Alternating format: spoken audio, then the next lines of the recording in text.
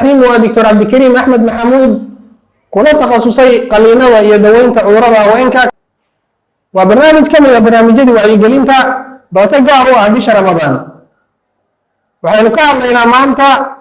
صونكا إيه هوينا أورك له حرينك كدحيه هوينا أورك له من صومي كرتا جوابته waxay noqonaysaa waxay ku xiran tahay caafimaadka hooyada iyo caafimaadka uurjiifka hooyada uurka leh haddii ay soomayso waxaa looga baahan yahay inay qaadato 3 litir oo biyo ah iyo wax ka badan xilliga afurka ilaa xilliga suxuurta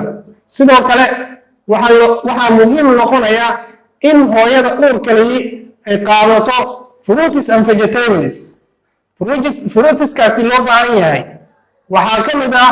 qaraha vegetableska ama qudaarta waxaa ka mid ah waxyaabaha qudaarta cagaaran iyo wixii la mid ah sidoo kale waxaa muhiim ah waxaa loo yaqaano oily fish oo ah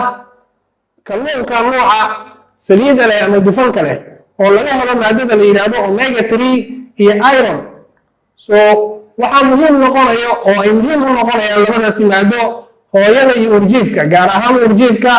koritaanka maskaxda ilmahaas yar ee urjiifka ah ayuu omega 3 gani faa'iido badan u leeyahay sidoo kale waxaa muhiim noqonaya in hooyadaasi ay iska yarayso amaba ay iska dayso kofeega iyo sidoo kale sokorta badan iyo raashinka aan caafimaadka u habboonayn oo ay ka mid tahay waxyaabaha la shiilo iyo wixii la mid ah waxyaabaha khatarta ah waxaa ka mid ah hooyadan haddii ilmo hore uu caloosheeda ku dhintay ama dhiigbax ay samaynayso ama matag badan ay leedahay ama sidoo kale ay qabto xanuuno khatar ah sida dhiigkarka sokorta neefta wadna xanuunka aneemiyada ama dhiig la-aanta daran iyo wixii la mid ah hooyada markii ay soonto waxyaabaha ku imaan karaya waxaa ka mid ah engeg inuu ku yimaado jirkeeda engegaasoo maxaan ku yidhahdaa loo yaqaano dehydration ama jafaaf lagu yidhahdo carabiga engegaasi waxaa ka dhalan karaya dhaqaaqi ilmaha inuu yaraado ama sidoo kale waxaa ka dhalan karaysa xanuun inuu yimaado